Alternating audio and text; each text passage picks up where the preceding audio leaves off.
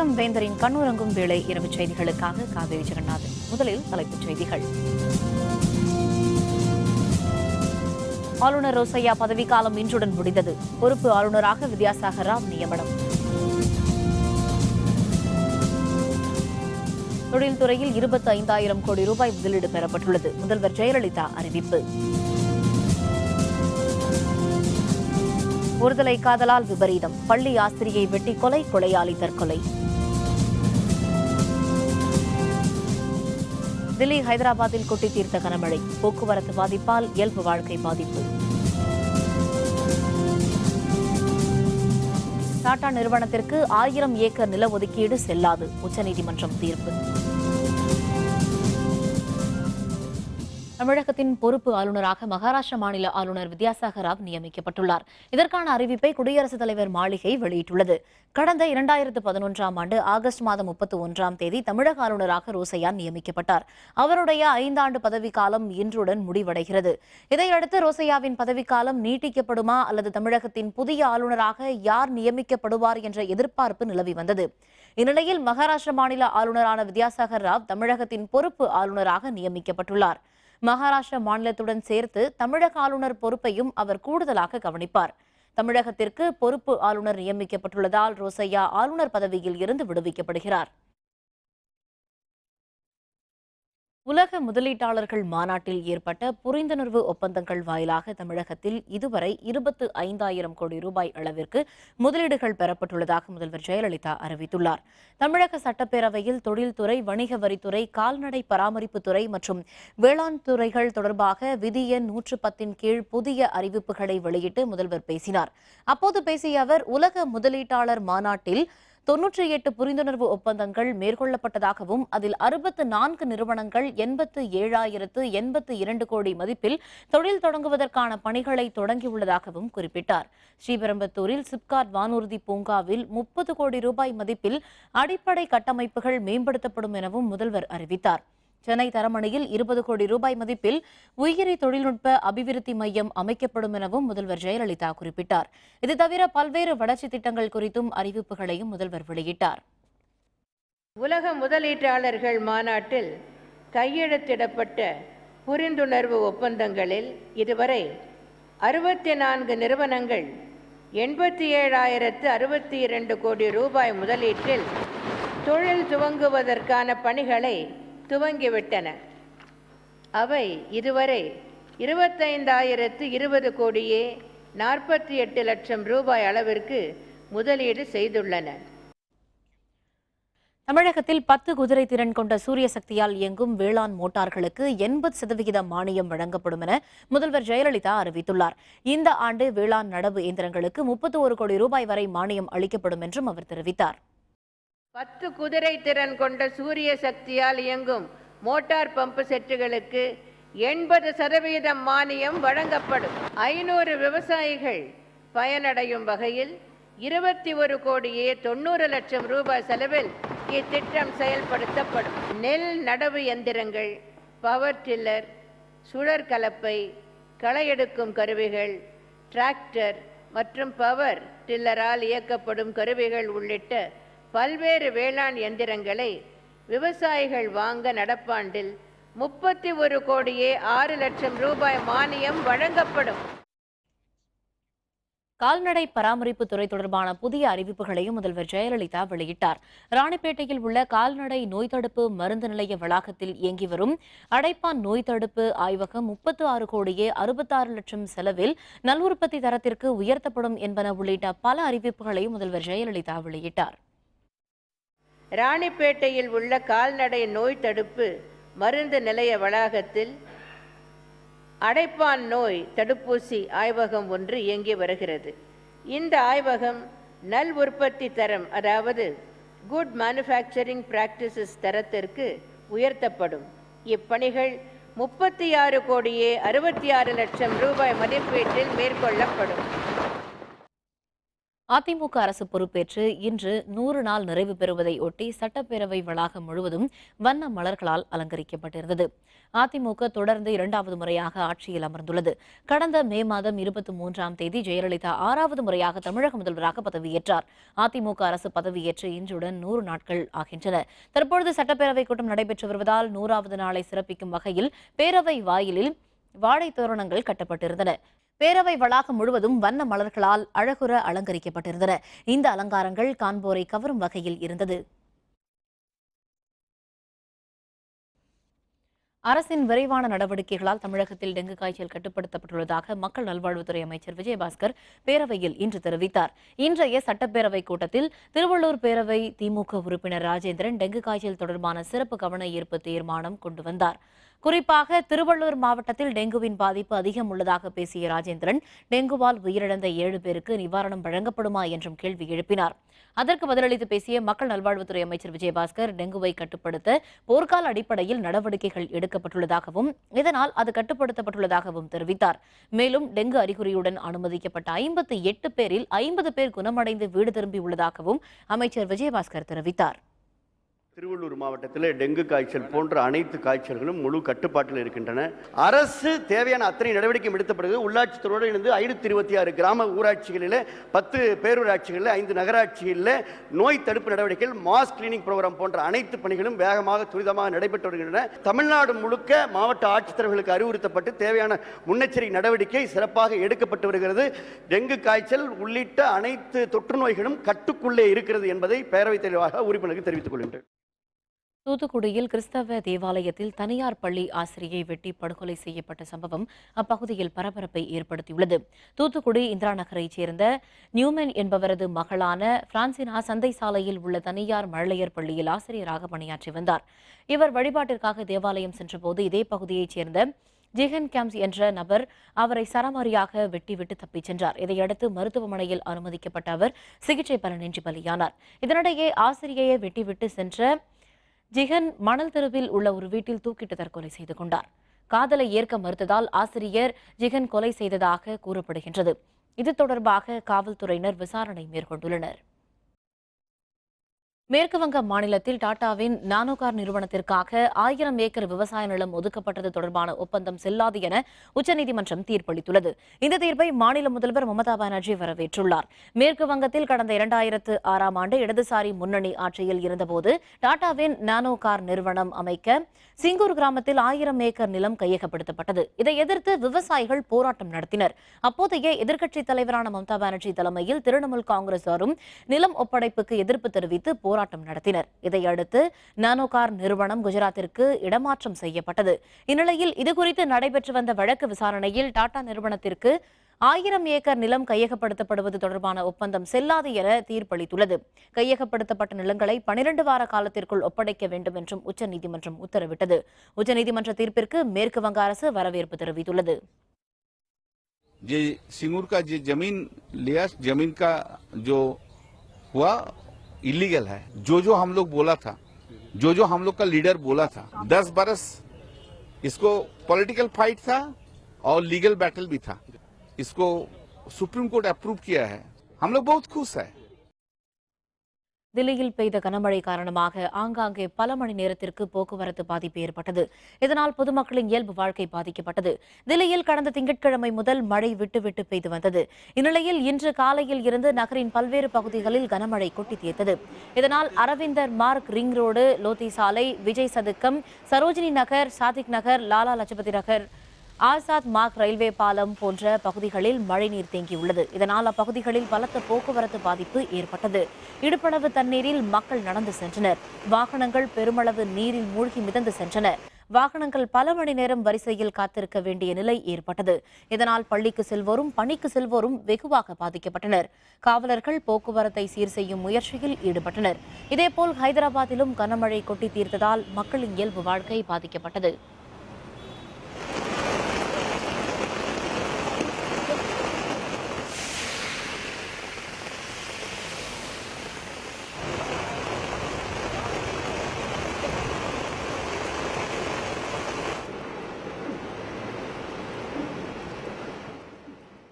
தில்லி வந்துள்ள அமெரிக்க வெளியுறவுத்துறை அமைச்சர் ஜான் கெரியும் மழையின் பாதிப்பிற்கு ஆளானார். தில்லியில் உள்ள பாரம்பரியமிக்க 3 ஆன்மீக தலங்களை ஜான் கெரி இன்று பார்வையிடுவதாக இருந்தது. பலத்த மழை காரணமாக அந்த நிகழ்ச்சிகள் ரத்து செய்யப்பட்டன. தில்லி ஐஐடி மாணவர்களின் கலந்துரையாடலுக்கு ஏற்பாடு செய்யப்பட்டிருந்தது. அந்த நிகழ்ச்சியில் பங்கேற்க வந்த ஜான் கெரி மற்றும் பாதுகாவலர்கள் வாகனமும் போக்குவரத்து நெரிசலில் சிக்கிக் கொண்டது. இதனால் ஐஐடி மாணவர்களுடனான கலந்துரையாடல் நிகழ்ச்சி 1 மணி நேரம் தாமதமானது. இதுபற்றி நகைச்சுவையாக கருத்து தெரிவித்த கெரி, தில்லி கனமழை காரணமாக ஐஐடி மாணவர்கள் படகில்தான் கல்வி நிலையத்திற்கு வரவேண்டி இருக்கும் போல இருக்கிறது என்று குறிப்பிட்டார். ஒடிசாவில் பார்வையற்ற மாற்றுத்திறனாளி பெண்களுக்கான அழகி போட்டி நடைபெற்றது. இதில் பார்வையற்ற 58 இளம் பெண்கள் கலந்து கொண்டனர். இந்தியாவிலேயே முதன்முறையாக பார்வையற்ற பெண்களுக்கான மிஸ் இந்தியா அழகி போட்டி ஒடிசாவின் தலைநகர் புவனேஸ்வரத்தில் நடைபெற்றது. தேசிய பார்வையற்றோர் சங்கத்தின் சார்பில் நடைபெற்ற இந்த போட்டியில் 58 இளம் பெண்கள் பங்கேற்றனர். பார்வையற்ற பெண்களுக்கு தன்னம்பிக்கை ஊட்டும் விதத்தில் இந்த போட்டி நடைபெற்றதாக அமைப்பாளர்கள் தெரிவித்தனர். போட்டியில் பங்கு பெற்றவர்கள் ஒயிலாக நடந்து வந்து நடுவர்களின் கேள்விகளுக்கு பதிலளித்தனர். இதில் முதற்கட்டமாக 14 பேர் தேர்வு செய்யப்பட்டனர். அடுத்த கட்டமாக மும்பையில் நடைபெறவுள்ள இறுதிப் போட்டியில் பங்கேற்க இதில் தேர்வு பெற்ற 4 பேர் செல்ல உள்ளனர். இந்திய ஜனநாயக கட்சியின் நிறுவனர் தலைவர் டாக்டர் பாரிவேந்தரிடம் இன்று மத்திய குற்றப்புலனாய்வு பிரிவு காவல்துறையினர் விசாரணை நடத்தினர். எஸ்ஆர்எம் பல்கலைக்கழக மருத்துவ மாணவர் சேர்க்கைக்காக பணம் பெற்ற மதன் கடந்த மே மாதம் 29ஆம் தேதி காணாமல் போனார். மதனிடம் பணம் கொடுத்து ஏமாந்ததாக 14 பேர் அளித்த புகாரின் பேரில் வழக்கு பதிந்து விசாரணை நடைபெற்று வருகிறது. இது தொடர்பான வழக்கில் டாக்டர் பாரிவேந்தரிடம் ஒருநாள் போலீஸ் காவலில் விசாரணை நடத்த சைதாப்பேட்டை 11வது பெருநகர குற்றவியல் நடுவர் நீதிமன்ற நீதிபதி பிரகாஷ் அனுமதி அளித்திருந்தார். இதைத் தொடர்ந்து இன்று நடந்த விசாரணையில் மதன் தொடர்பாகவும் வழக்கு தொடர்பாகவும் காவல்துறையினரின் கேள்விகளுக்கு டாக்டர் பாரிவேந்தர் பதிலளித்தார். விசாரணைக்கு பிறகு மாலையில் சைதாப்பேட்டை நடுவர் நீதிமன்றத்தில் அவர் ஆஜர் செய்யப்பட்டார். போலீஸ் கஸ்டடி காலையில் 7:30 மணி அணைக்க எடுத்துட்டு மருத்துவ பரிசோதனைக்காக அழைச்சிட்டு போயிட்டு அதன் பின்பாக விசாரணை நடந்தது.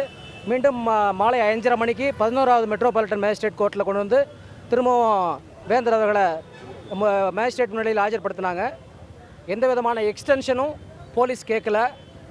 7:30லேருந்து 5:30 வரைக்கும், அதாவது மார்னிங் 7:30 to 5:30 வரைக்கும் தான் விசாரணை நடந்தது. முன்பாகவும் மருத்துவ பரிசோதனை நடந்தது, பின்பாகவும் மருத்துவ பரிசோதனை நடந்தது. நல்லாக இருக்கிறான்னு சொல்லிட்டாரு. காவல்துறை 5 நாள் பாரிவேந்தருக்கு போலீஸ் காவல் கேட்டு மனு செய்திருந்தது. அதை நீதிமன்றம் விசாரித்து காலை 7:30 மணியிலிருந்து மாலை 5:30 மணி வரை விசாரணைக்கு உட்படுத்தியது. விசாரணையில் ஒத்துழைத்ததாக காவல்துறை அறிவித்திருக்கிறது. நாளை பெயில் பெட்டிஷன் விசாரணைக்கு வர இருக்கிறது. ஏற்கனவே இது தொடர்பான வழக்கு உயர்நீதிமன்றத்தில் நீதிபதிகள் நாகமுத்து, பாரதிதாசன் ஆகியோரை கொண்ட அமர்வு முன் நேற்று விசாரணைக்கு வந்தபோது எஸ்ஆர்எம் பல்கலைக்கழக நற்பெயரை காக்கும் வகையிலும் டாக்டர் பாரிவேந்தர் விடுதலையை வலியுறுத்தியும் 69 கோடி ரூபாயை நீதிமன்றத்தில் டெபாசிட் செய்ய தயாராக இருப்பதாக எஸ்ஆர்எம் குழுமம் சார்பில் உறுதியளிக்கப்பட்டுள்ளது. டாக்டர் பாரிவேந்தரின் ஜாமீன் மனு நிலுவையில் இருக்கும் நிலையில் இந்த முடிவுக்கு வந்ததாக தெரிவித்த எஸ்ஆர்எம் குழும வழக்கறிஞர், இவ்வாறு டெபாசிட் செய்வதால் மாணவர் சேர்க்கைக்காக எஸ்ஆர்எம் பல்கலைக்கழகம் பணம் பெற்றதாக அர்த்தமில்லை என்றும் தெரிவித்தார். பணத்தை மாணவர்களுக்கு நேரடியாக தர வேண்டும் என்று கோரிக்கை எழுப்பப்பட்ட போது மறுத்துவிட்ட நீதிபதிகள் நாகமுத்துவும் பாரதிதாசனும் உள்ளபடியே ஏதாவது பணம் கொடுக்கப்பட்டதா, இந்த பணம் யாருக்கு கொடுக்கப்பட்டது, கடைசியாக யாரிடம் இந்த பணம் சேர்ந்தது என்பதெல்லாமும் உறுதி செய்யப்பட வேண்டியுள்ளது என்று தெரிவித்தனர். இந்த நிலையில் டாக்டர் பாரிவேந்தரின் ஜாமீன் மனு நாளை விசாரணைக்கு வருகிறது. வளிமண்டல மேலடுக்கு சுழற்சி காரணமாக தமிழகத்தில் அடுத்த 24 மணி நேரத்திற்கு மழை நீடிக்கும் என்று சென்னை வானிலை ஆய்வு மையம் தெரிவித்துள்ளது. சென்னையில் செய்தியாளர்களுடன் பேசிய வானிலை ஆய்வு மைய இயக்குநர் பாலச்சந்திரன், தென் தமிழகம் மற்றும் குமரிக்கடலை ஒட்டியுள்ள பகுதியில் வளிமண்டல மேலடுக்கு சுழற்சி நிலவுவதாக தெரிவித்தார். இதன் காரணமாக கடந்த 24 மணி நேரத்தில் தமிழகத்தின் பல்வேறு பகுதிகளில் மழை பெய்ததாகவும், அதிக அளவாக மன்னார்குடியில் 120 மில்லிமீட்டரும், வாணியம்பாடி, உத்தரமேரூரில் 11 மில்லிமீட்டரும் மழை பதிவானதாக அவர் தெரிவித்தார். இதன் காரணமாக அடுத்த 24 மணி நேரத்தில் வட தமிழகத்தின் அநேக இடங்களிலும், தென் தமிழகத்தின் ஒரு சில இடங்களிலும் மழை பெய்ய வாய்ப்புள்ளதாக பாலச்சந்திரன் குறிப்பிட்டார். சென்னையை பொறுத்தவரை வானம் மேகமூட்டத்துடன் காணப்படும் என்று கூறிய அவர், ஒரு சில இடங்களில் மழை பெய்யும் என்று தெரிவித்தார். வளிமண்டலத்தில் மேலடுக்கு சுழற்சி நிலவுகிறது. இதன் காரணமாக கடந்த 24 மணி நேரத்தில் தமிழகத்தில் அநேக இடங்களில் பரவலாக மழை பெய்துள்ளது. அடுத்து வரும் 24 மணி நேரத்தை பொறுத்தவரையில் வட தமிழகத்தில் அநேக இடங்களிலும், தென் தமிழகத்தில் ஒரு சில இடங்களிலும் மழை பெய்யக்கூடும். ஓரிரு இடங்களில் கனமழை இருக்கக்கூடும். திருச்சியில் கல்லூரி மாணவிக்கு கத்திக்குத்து, குத்திய இளைஞர் தற்கொலை முயற்சி. விவரம் விளம்பர இடைவேளைக்கு பிறகு.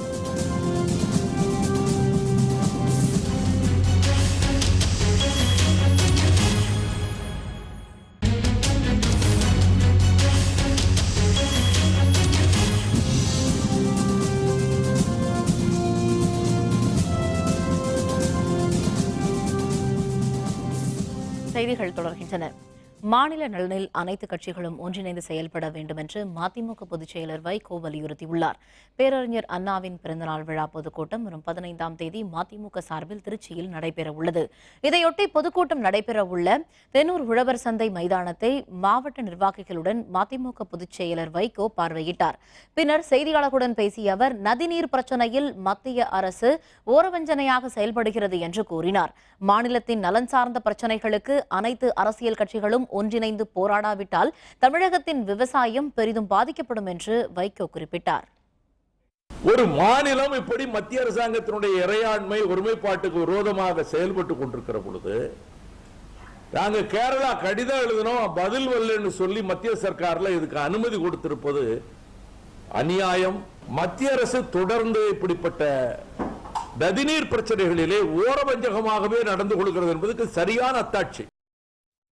சிறுவாணி ஆற்றின் குறுக்கே கேரளம் அணை கட்டுவதை தடுக்கும் தமிழகத்தில் உள்ள அனைத்து கட்சியினரை கூட்டி நடவடிக்கை எடுக்க வேண்டும் என்று இந்திய கம்யூனிஸ்ட் தேசிய குழு உறுப்பினர் தாபாண்டியன் தெரிவித்துள்ளார். கோயம்புத்தூரில் செய்தியாளர்களுடன் பேசிய தாபாண்டியன், சிறுவாணி அணை தொடர்பாக தமிழக கம்யூனிஸ்ட் கட்சியினரும் கேரள கம்யூனிஸ்ட் கட்சியினரும் பேசி முடிவெடுக்க வேண்டும் என்று கேட்டுக் கொண்டார். கடந்த 30 ஆண்டுகளுக்கும் மேலாக மீனவர் பிரச்சினை இருப்பதாகவும் மத்திய அரசு உடனடியாக இதற்கு தீர்வு காண வேண்டும் என்றும் தாபாண்டியன் வலியுறுத்தினார். பாலாறிலும் தடுப்பணை என்கிறான், மேகதாதுவில் தடுப்பணை என்கிறான், இப்பொழுது சிறுவாணியிலும் தடுப்பணை என்கிறான்.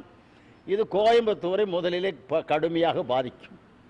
அந்த அணை அங்கே கட்டப்பட்டால், தண்ணீர் தடுக்கப்பட்டால் இதற்கு ஒரே ஒரு தீர்வு, மாநில அரசு அனைத்து கட்சிகளையும் உடனே அழைத்து பேசுவதும், அண்டை மாநிலங்கள் அத்தனையுடனும் தண்ணீர் பிரச்சனையும் தீர்க்கப்பட வேண்டும், நட்புறவும் காக்கப்பட வேண்டும். திருச்சியில் கல்லூரி மாணவியை கத்தியால் குத்திய இளைஞர் விஷம் குடித்து தற்கொலை செய்ய முயன்றது பதற்றத்தை ஏற்படுத்தியுள்ளது.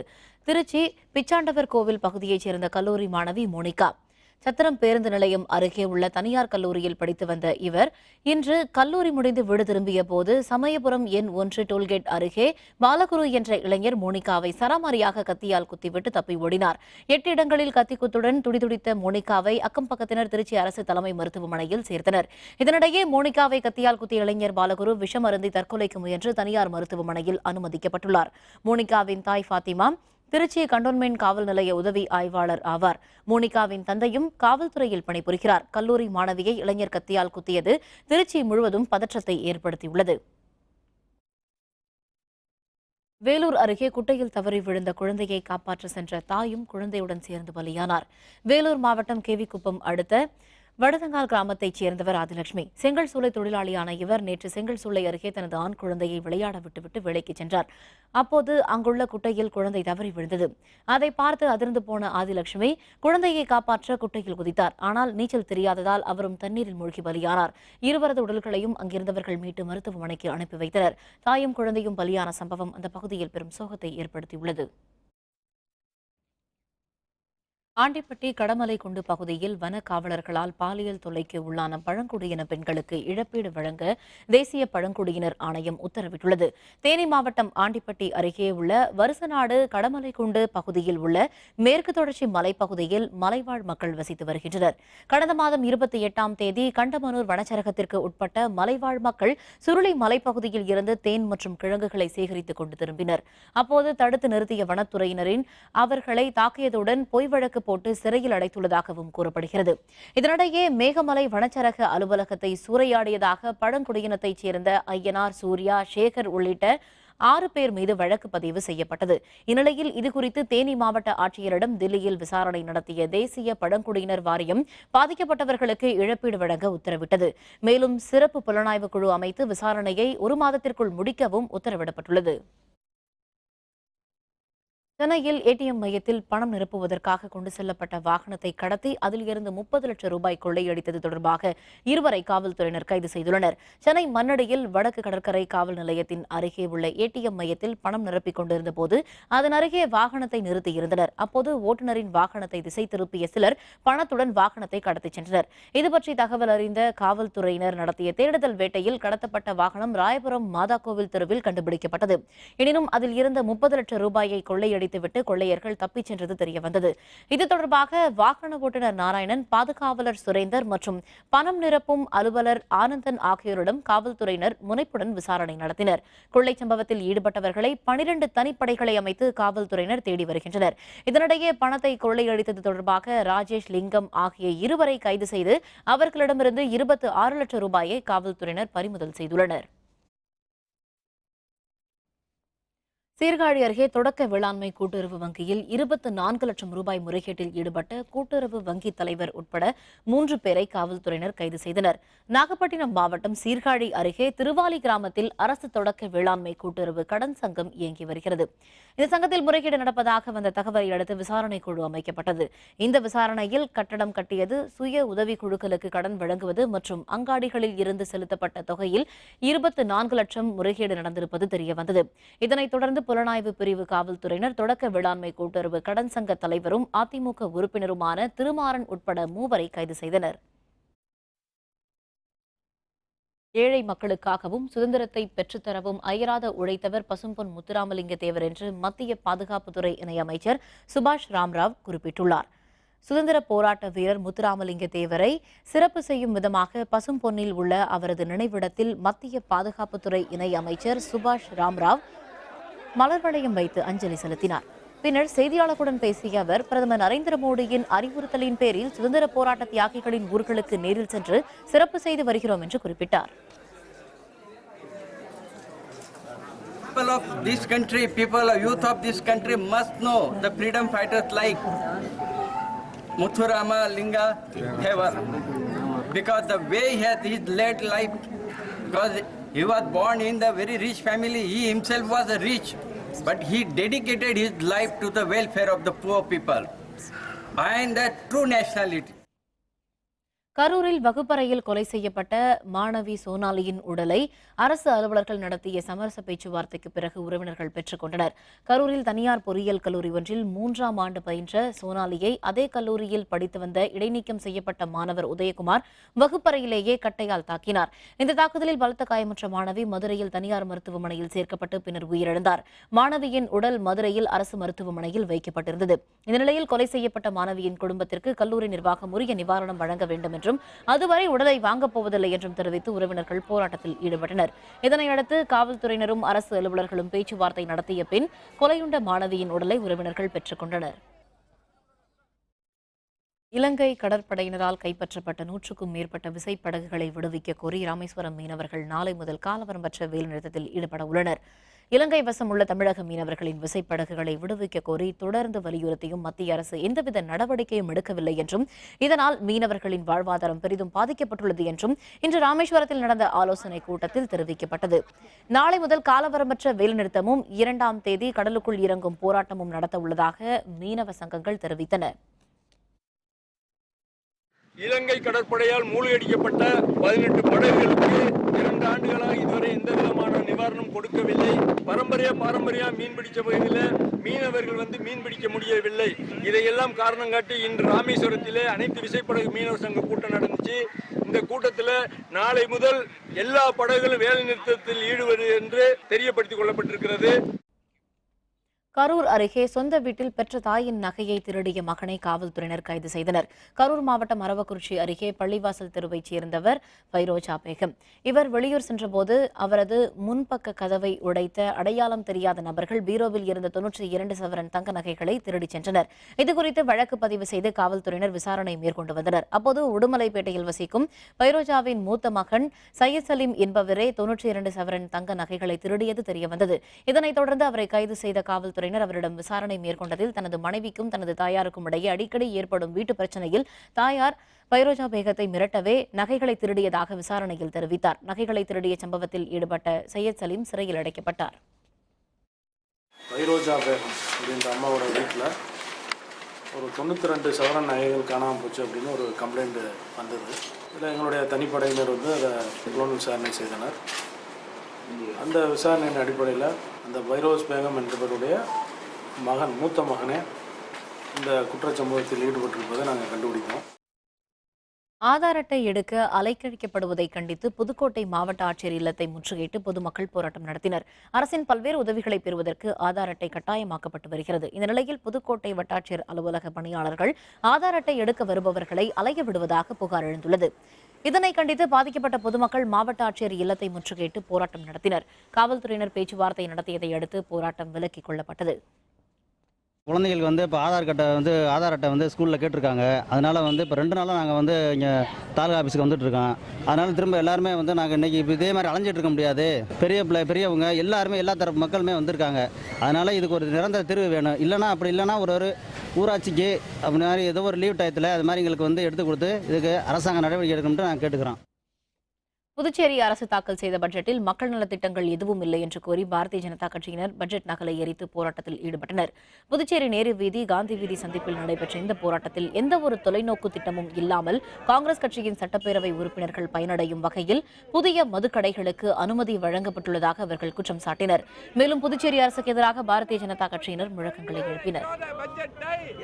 நாராயணசாமி அவர்கள் சமீபத்தில் தாக்கல் செய்யப்பட்ட பட்ஜெட் ஏழை தொழிலாளர் மக்கள் விரோத பட்ஜெட்டாக பாரதிய ஜனதா கட்சி கருதுகிறது.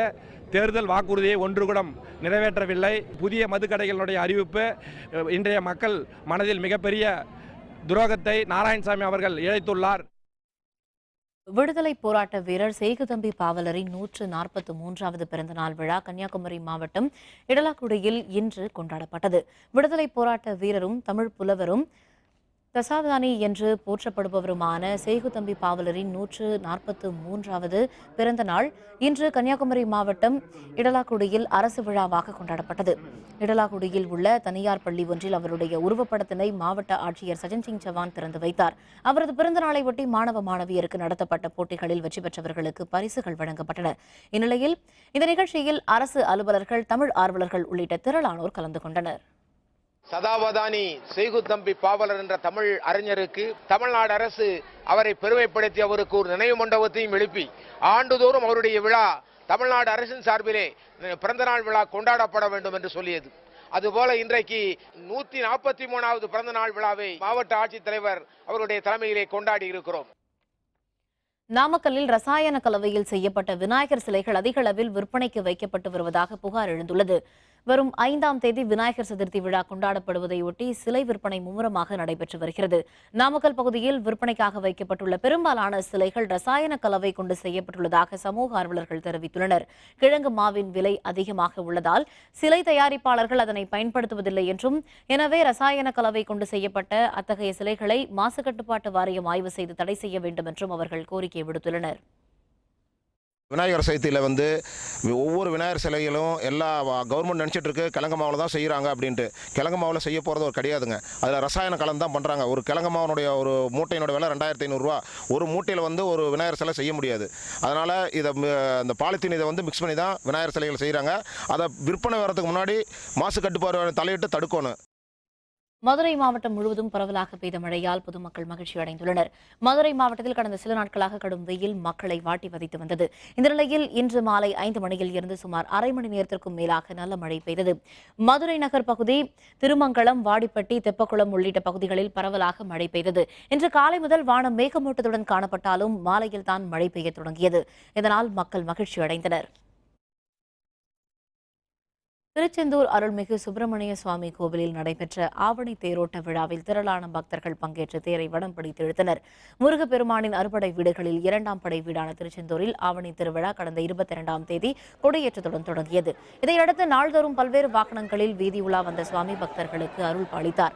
இந்நிலையில் விழாவின் முக்கிய நிகழ்வான ஆவணி தேரோட்டம் இன்று காலை நடைபெற்றது. இதில் திரளான பக்தர்கள் பங்கேற்று தேரை வடம் பிடித்து இழுத்தனர். தேரில் வள்ளி தெய்வானையுடன் எழுந்தருளிய சுப்பிரமணிய சுவாமியை பக்தர்கள் வணங்கி வழிபட்டனர். ஆவணி தேரோட்ட விழா நாளை மறுநாள் மஞ்சள் நீராட்டு விழாவுடன் நிறைவு பெறுகிறது. திருச்செந்தூர் அருள்மிகு சுப்பிரமணிய சுவாமி திருக்கோவில் ஆவணி பெருந்திருவிழா நடைபெற்று வருகிறது. தினசரி காலை மாலை இரு வேளைகளிலும் சுவாமி பல்வேறு வாகனங்களில் வீதி உலா வந்து பக்தர்களுக்கு காட்சியளித்தார். விழாவின் சிகர நிகழ்ச்சியான தேரோட்டம் ஏராளமான பக்தர்கள் கலந்து கொண்டு தேரோட்டம் எடுத்து தேரிழுத்து வருகிறார்கள். திருநெல்வேலி அருள்மிகு நெல்லையப்பர் கோவிலில் ஆவணி மூலத்திருவிழா இன்று காலை கொடியேற்றத்துடன் தொடங்கியது. நெல்லையப்பர் பரிவார மூலமூர்த்திகளுடன் மானூருக்கு எழுந்தருளி கருவூர் சித்தருக்கு காட்சியளிக்கும் விழாவை ஆவணி மூல திருவிழாவாக நடத்தப்படுகிறது. இந்த விழா கொடியேற்றத்துடன் இன்று காலை தொடங்கியது. வேத மந்திரங்கள் முழங்க சிவாச்சாரியர்கள் கொடியேற்றினர். வரும் 3ஆம் தேதி காந்திமதி அம்மன் உடனுரை நெல்லையப்பர் திருவீதி உலா நடைபெறுகிறது. இதையடுத்து 8ஆம் தேதி கருவூர் சித்தர் மானூரில் எழுந்தருளும் நிகழ்ச்சியும் 10ஆம் தேதி மானூர் அருள்மிகு அம்பலவான சுவாமி கோவிலில் கரூர் சித்தருக்கு சாப விமோச்சனம் நிவர்த்தி செய்தல் நிகழ்ச்சியும் நடைபெற உள்ளன.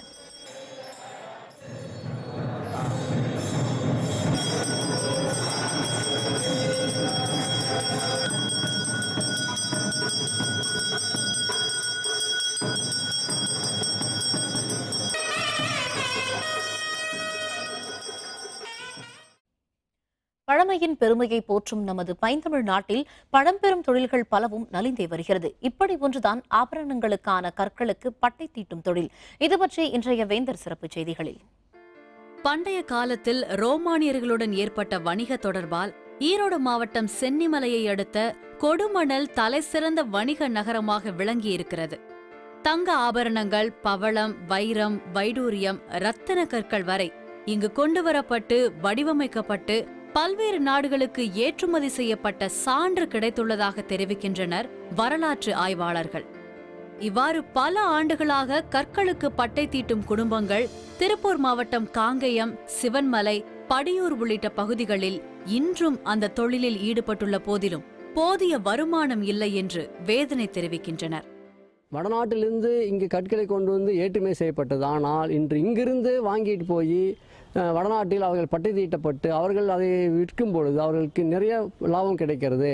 இத்தொழிலே ஈடுபட்டு இருக்கக்கூடிய பகுதி மக்களுக்கு இதனால் வாழ்வாதாரம் பாதிக்கப்படுகிறது.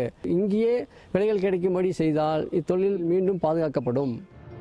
நூற்றுக்கணக்கான குடும்பங்கள் இந்த தொழிலில் ஈடுபட்டு வந்த நிலையில் தற்போது மிக சில குடும்பத்தினரே மிகுந்த சிரமத்திற்கு இடையே இந்த தொழிலை மேற்கொண்டுள்ளனர். பெரும்பாலும் வட இந்தியர்கள் விரும்பி வாங்கிச் செல்லும் இந்த ஆபரண கற்களை நல்ல விலைக்கு விற்பதற்கு இடையூறாக இடைத்தரகர்கள் செயல்படுவதாக கவலை தெரிவிக்கின்றனர் இந்த தொழிலாளர்கள். கொஞ்ச காலமாகவே ரொம்ப நலிந்து ரொம்ப ஒடிஞ்சிருக்குங்க. அதனால் ஒரு 150 குடும்பம் இருந்தது வந்து ஒரு 10 பேர் தான் வேலை செய்கிறோம். தொழில் வந்து கொஞ்சம் மேம்பட கவர்மெண்ட் எல்லாம் செஞ்சு கொடுத்தாங்கன்னா கொஞ்சம் நல்லா இருக்குங்க.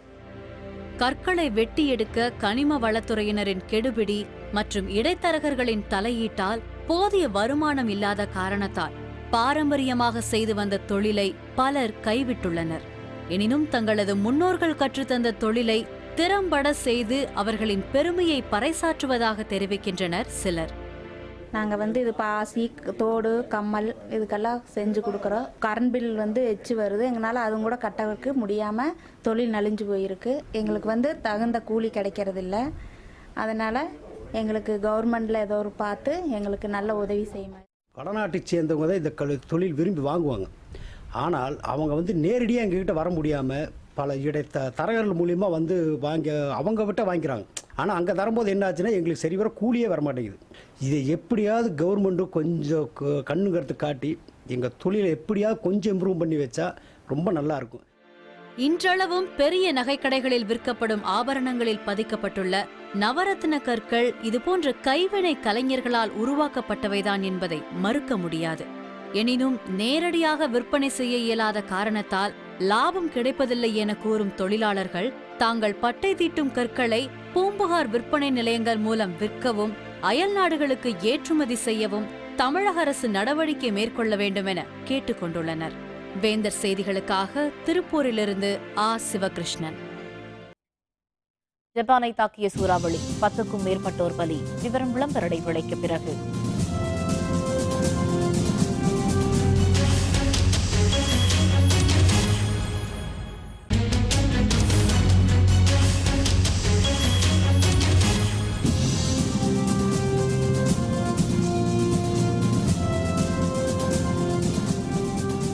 செய்திகள் தொடர்கின்றன. இனி அயலகச் செய்திகள்.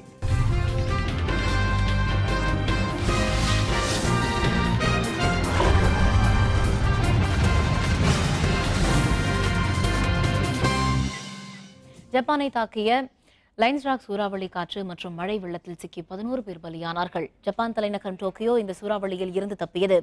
லைன்ஸ்ராக் என்று பெயரிடப்பட்ட சூறாவளி காற்று மணிக்கு 176 கிலோமீட்டர் வேகத்தில் ஜப்பானை தாக்கியது. ஹைக்லோ தீவில் உள்ள ஒபிஹிரோ நகரம் இந்த சூறாவளி காற்றில் சிக்கி தள்ளாடியது.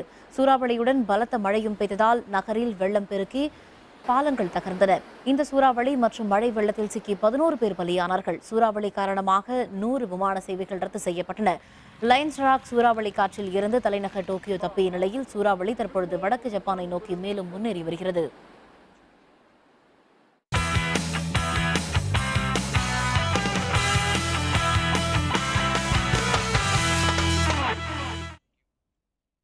அமெரிக்க ஓபன் டென்னிஸ் தொடரின் முதல் சுற்றில் சுவிஸ் வீரர் வாவ்ரிங்கா வெற்றி பெற்று அடுத்த சுற்றுக்கு முன்னேறினார். அமெரிக்க ஓபன் டென்னிஸ் தற்பொழுது விறுவிறுப்பாக நடைபெற்று வருகிறது. ஆண்கள் ஒற்றையர் பிரிவில் சுவிட்சர்லாந்து வீரர் வாவ்ரிங்கா ஸ்பெயின் நாட்டின் பெர்னாண்டோ களம் கண்டார். கடந்த ஆண்டு பிரெஞ்சு ஓபன் சாம்பியனும் 2014 ஆஸ்திரேலிய ஓபன் சாம்பியனுமான வாவ்ரிங்கா முதல் செட்டை 6-7 என போராடி இழந்தாலும் அடுத்த இரு செட்களை 6-4, 6-4 என வென்று இரண்டாவது சுற்றுக்கு முன்னேறினார். பிரிட்டன் வீரர் ஆண்டி முரை, அமெரிக்க வீராங்கனை செரீனா வில்லியம்ஸ் ஆகியோர் ஏற்கனவே அடுத்த சுற்றுக்கு முன்னேறியிருப்பது குறிப்பிடத்தக்கது. மீண்டும் தலைப்புச் செய்திகள். ஆளுநர் ரோசையா பதவிக்காலம் இன்றுடன் முடிந்தது. பொறுப்பு ஆளுநராக வித்யாசாகர் ராவ் நியமனம். தொழில்துறையில் 25,000 கோடி ரூபாய் முதலீடு பெறப்பட்டுள்ளது. முதல்வர் ஜெயலலிதா அறிவிப்பு. ஒருதலை காதலால் விபரீதம், பள்ளி ஆசிரியை வெட்டி கொலை, கொலையாளி தற்கொலை.